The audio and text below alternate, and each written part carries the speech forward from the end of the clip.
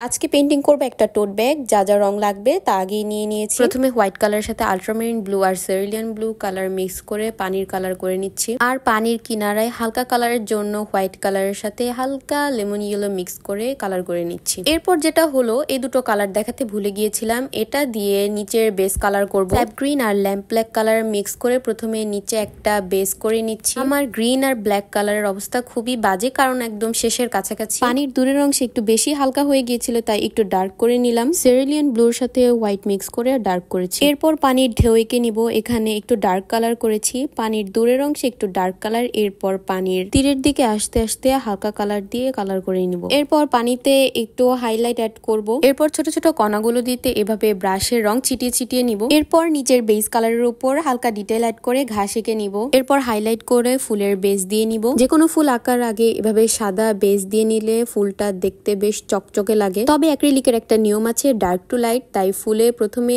Magenta colour করে নিয়েছি, এর উপর পিঙ্ক কালার করব। সাদার সাথে অল্প একটু মেজেন্টা কালার মিক্স করলে সুন্দর একটা পিঙ্ক কালার চলে আসবে। এরপর একটু রিয়েলিস্টিক ভাব আনতে হালকা ডিটেইল করব। ডিটেইলের জন্য লেমন ইয়েলো আর মেজেন্টা ব্যবহার করেছি। এরপর ফুলের ডালগুলো এঁকে নিব। পেইন্টিং প্রায় শেষের কাছাকাছি। এই হলো পেইন্টিং এর ফাইনাল লুক। আজকে এই পর্যন্তই। সবাই ভালো থাকবেন, ধন্যবাদ।